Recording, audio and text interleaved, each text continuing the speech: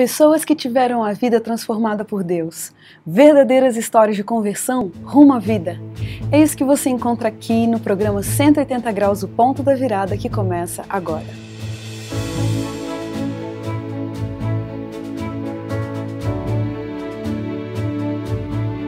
Quando sentimos o toque de Deus na vida, uma mudança acontece.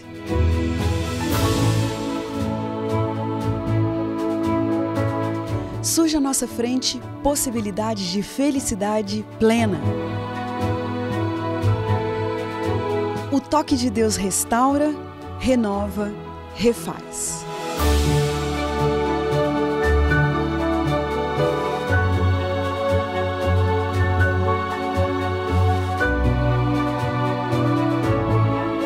Hoje conheceremos uma pessoa que experimentou essa graça maravilhosa. Ela vai nos contar sobre essa mudança de 180 graus que lhe trouxe paz.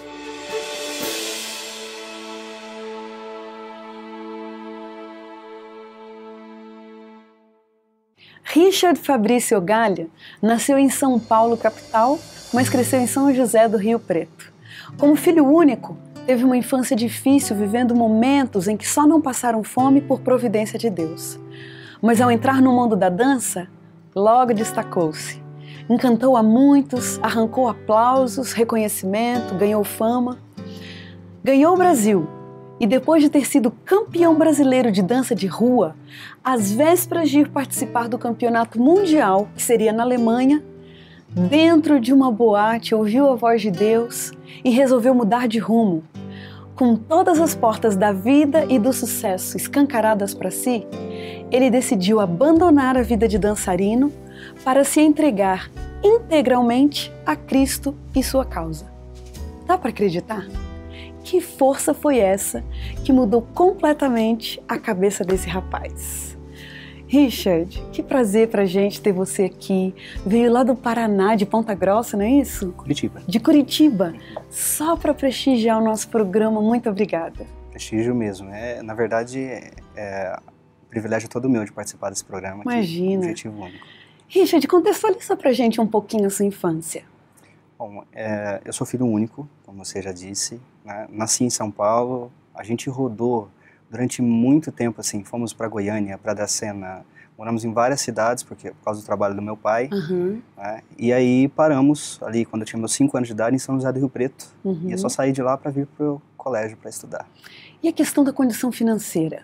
Não era fácil, né? Meu pai era viajante, mas infelizmente ele quase não trazia dinheiro para casa. A minha mãe se viu, quando eu tinha 8 anos de idade, se viu obrigada a trabalhar fora, né? E a partir dali a vida melhorou. Mas houve situações muito difíceis, assim, que ela não tinha dinheiro nenhum, a gente às vezes dependia da minha avó, que morava em São Paulo, uma ligação. Minha avó conta histórias, assim, que até hoje emocionam, assim, né? Eu no telefone pedindo uma laranja, que não tinha uma laranja em casa. Olha. Então foi uma situação difícil, mas não foi insuportável. A providência divina foi incrível. Que bom.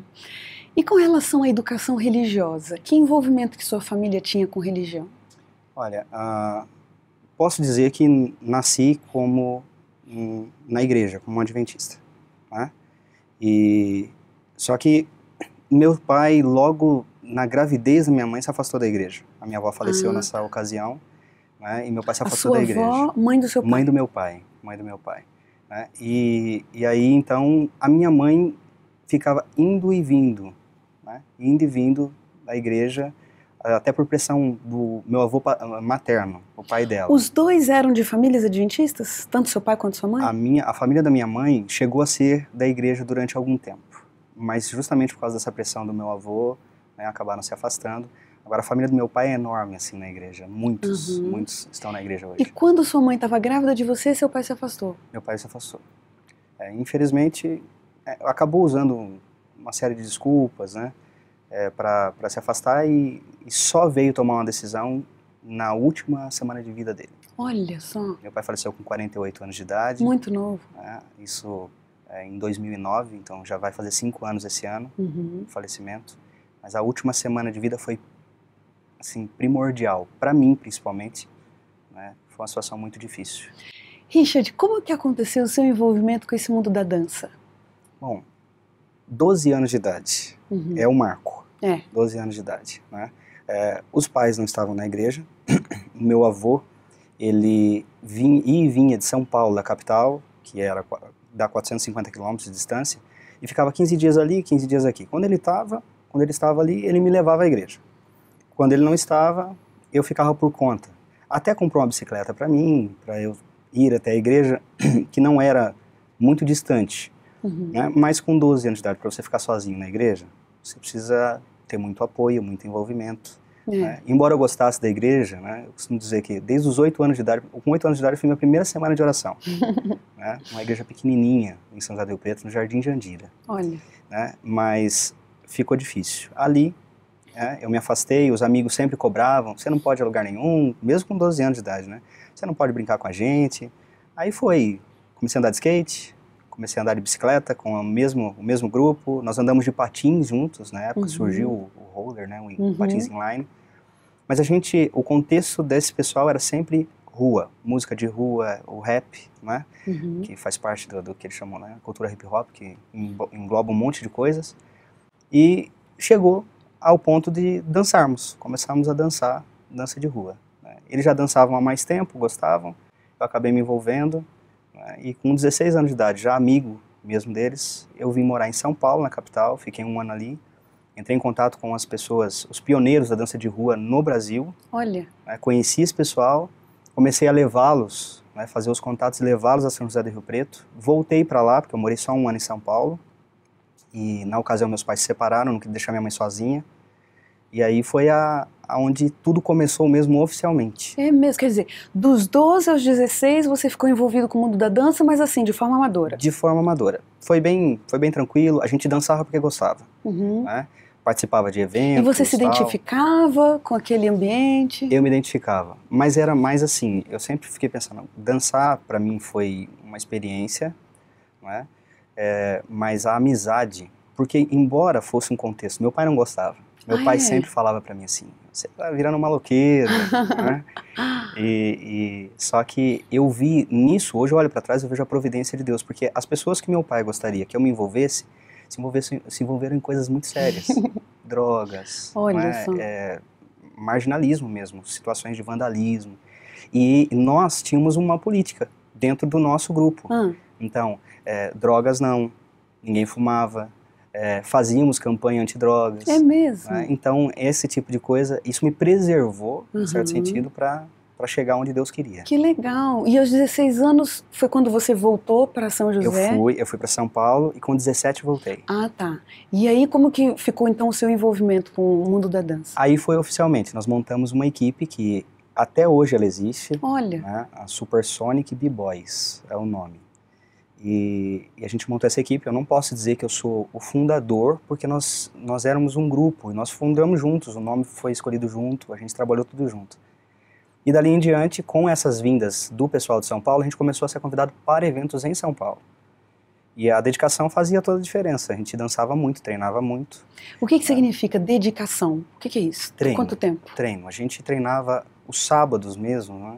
Era um dia inteiro, de mesmo? Manhã até de tarde e às vezes eventos à noite. Olha. Né? Muitas vezes durante a semana a gente ensaiava, a gente treinava. Né? A dança de rua, quando a gente fala de dança de rua, muita gente vê aquela dança que hoje aparece nas academias, nos programas.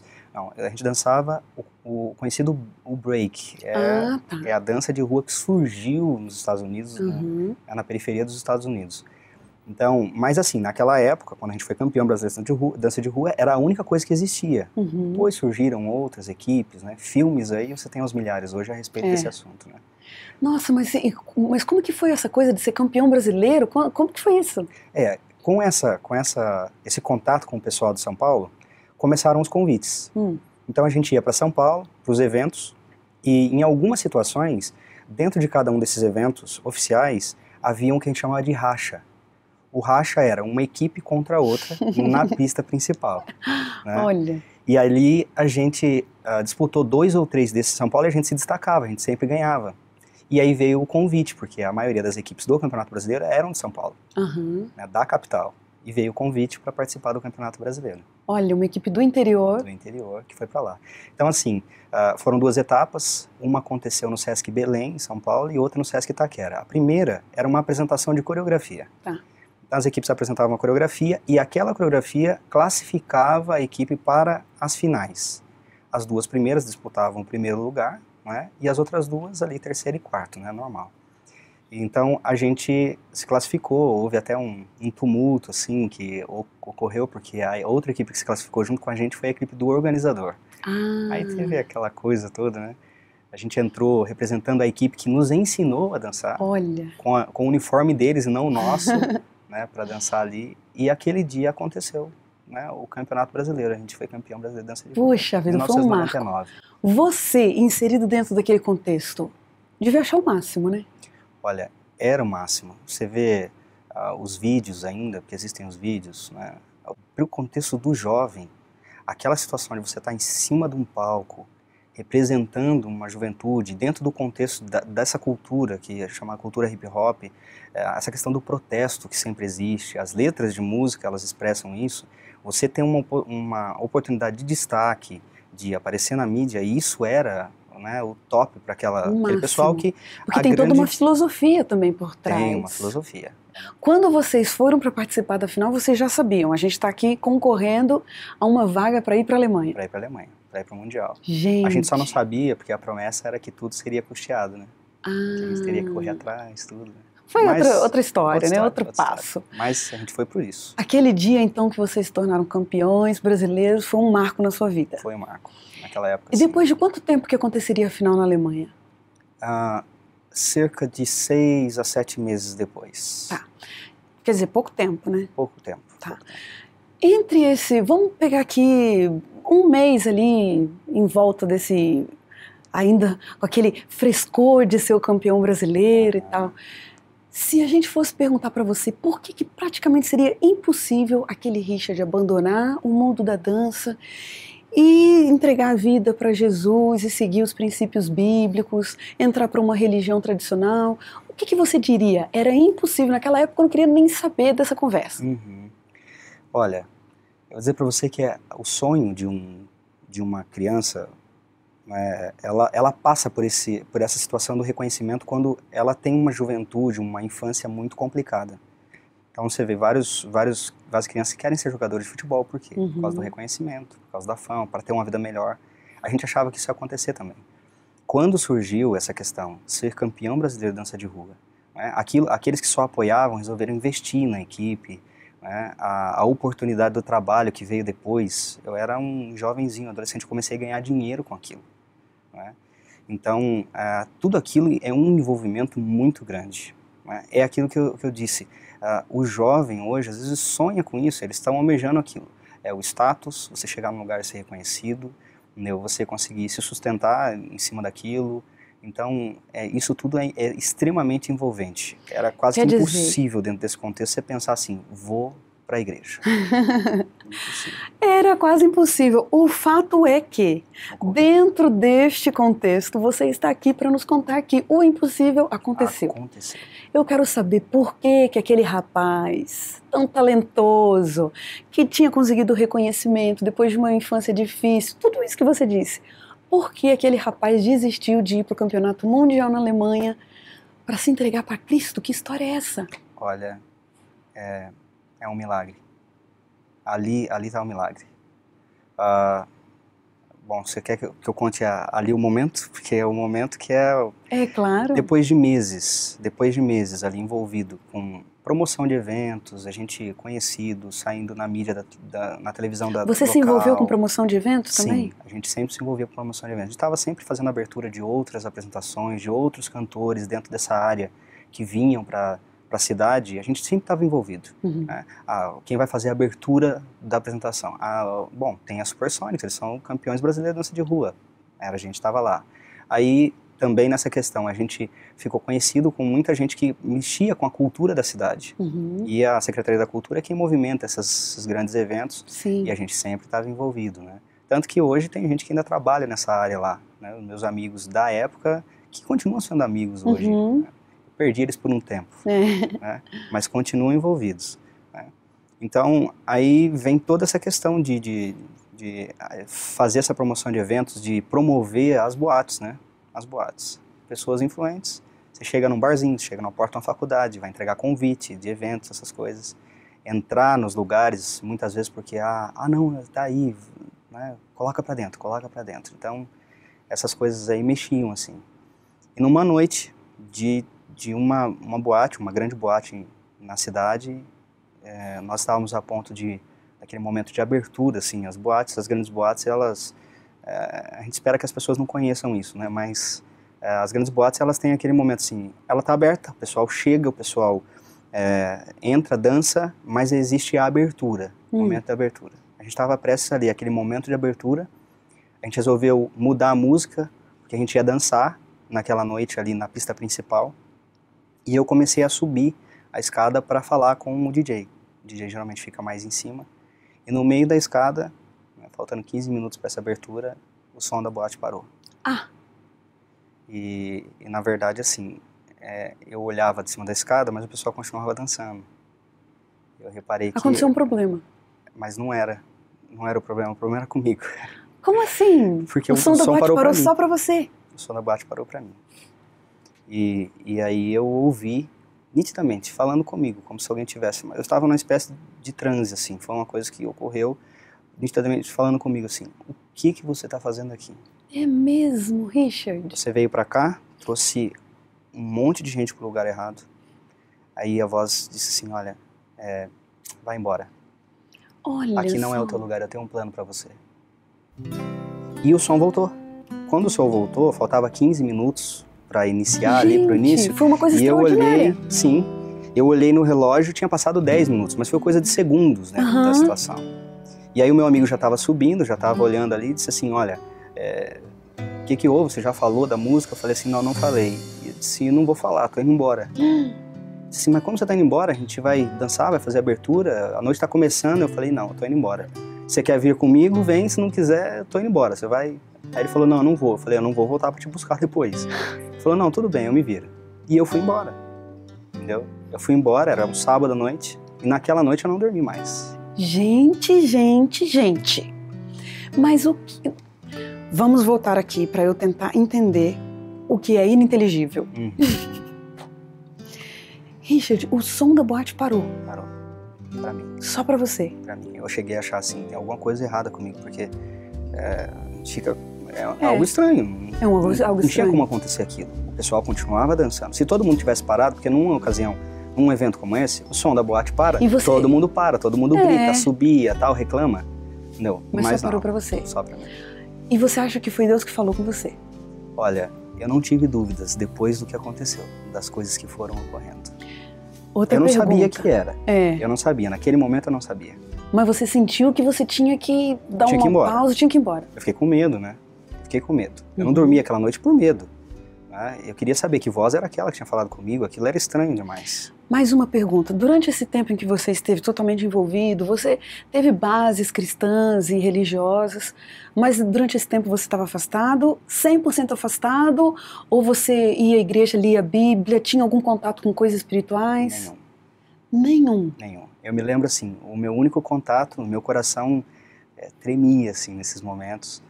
Às vezes a gente estava ensaiando, antes do Campeonato Brasileiro a gente ensaiava no fundo do quintal dos amigos, entendeu? Em lugares lisos, onde a gente podia treinar os passos de dança, as danças no chão mesmo.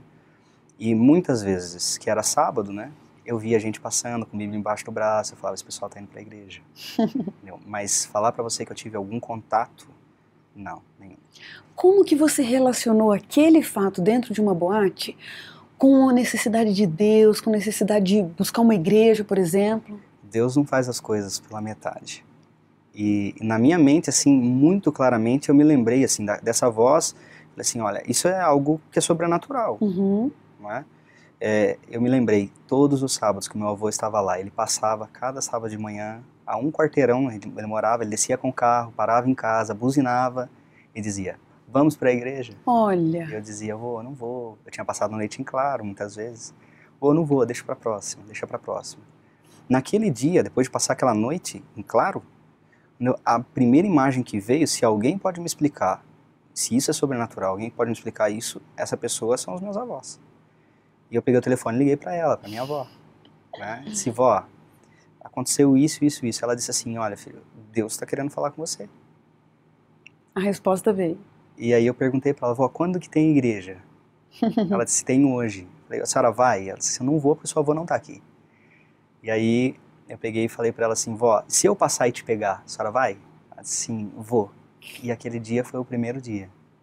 Né? Foi um dia único. Puxa vida. E foi estranho Foi para a o pessoal da igreja e para mim. vez que você foi à igreja com um significado diferente, Foi. né? O que significou para você aquele dia ir à igreja? Olha, foi um marco, foi definitivo. Foi definitivo. Definitivo no sentido assim, eu nunca mais queria deixar de ir à igreja. Algumas decisões precisavam ser tomadas. Sim. Mas eu cheguei na igreja, é uma história interessante, porque eu parei o carro do outro lado da rua, fui atravessar, e havia um carro, um Fiat 147, com um engate desses, né, atrás, assim, para carregar a carretinha, de um amigo meu, né, do Cido Pirota. E eu dei um chute naquele engate, uma canelada naquele engate, só que eu não senti dor nenhuma. Em casa eu fui ver que eu tinha cortado a canela estava inchada, mas eu não senti dor nenhuma, mas eu percebi que alguma coisa queria me impedir de entrar na igreja. E eu entrei. Agora, o choque era tão difícil para mim entrar quanto para as pessoas que me viram entrar. Porque a roupa que eu estava, né, eu entrei chocante na igreja, né? Olha. A calça vinha no joelho, a calça, o fundo da calça. 100% estilo hip hop. 100%. Roupa, cadarços trançados, de boné, e era mais difícil, na época eu ainda tinha cabelo, então era mais eu só não sabia se era mais difícil entrar de boné ou se tirar o boné, porque o cabelo era todo cheio de luzes, assim, né, parecia um tigre. Olha só. E aí quando eu entrei, o pessoal olhou, aquele susto, né, acho que pensaram, vamos ser assaltados hoje, né? Olha, mas você foi do jeito que você estava. Do jeito que eu estava. Richard, alguém poderia pensar, esse garoto foi, como você acabou de dizer, isso já foi assim uma volta definitiva. Você não participou daquele campeonato mundial. Não.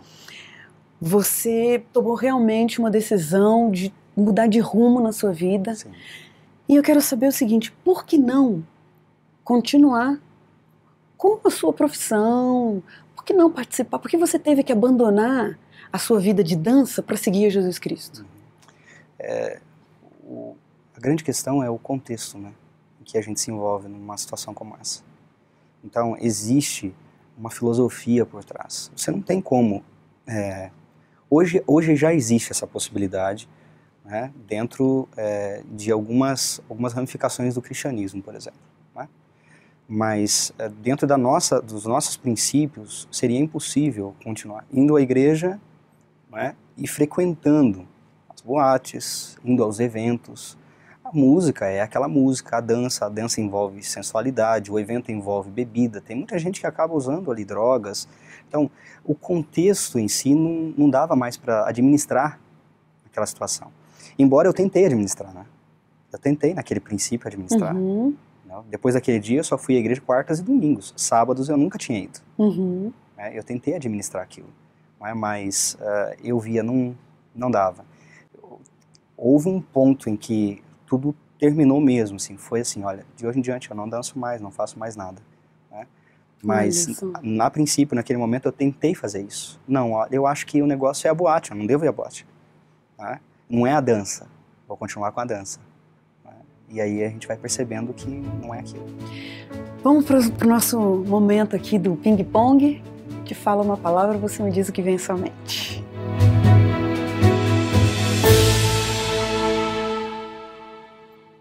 O tempo. Tempo é o nosso maior privilégio, nossa maior responsabilidade. Beleza. Ela pode ser usada, pode ser a favor. Perdão. Necessidade diária. Um sentimento constante. Alegria da salvação. Juventude. Tem que ser aproveitada. Um privilégio. Estar ao lado de Cristo. Um pedido. Perdão. Um medo. Ficar fora dos últimos momentos da salvação. Casamento. 51% de tudo que é a minha vida. Uma grande lição. Nada compensa se não for ao lado de Jesus. Um sonho. Céu. Uma tristeza. A morte do meu pai. Um mistério. Como Deus age. Richard, desculpa, eu costumo não comentar esse tipo de ping-pong, mas por que no casamento você disse 51%? A minha esposa, ela faz parte da minha transformação. Faz parte da minha transformação. Costumo dizer nas minhas igrejas. Ela foi apelidada, inclusive, de 51 em um dos meus distritos. Porque a Débora, ela é 51% da minha vida, assim, da minha motivação espiritual, a minha família, as minhas filhas. Elas são muitas vezes a motivação para eu prosseguir. Um versículo da Bíblia que te acompanha. Salmo 40, versos 1 a 3. Esse verso, ele, resumindo o verso, assim, ele simplesmente atende todas as expectativas. Ele ouviu o meu clamor quando eu pedi por socorro. Me tirou de um poço, de um tremendal de lama, colocou os meus pés sobre uma rocha, colocou nos meus lábios um novo cântico. Muitos verão isso e temerão o Senhor.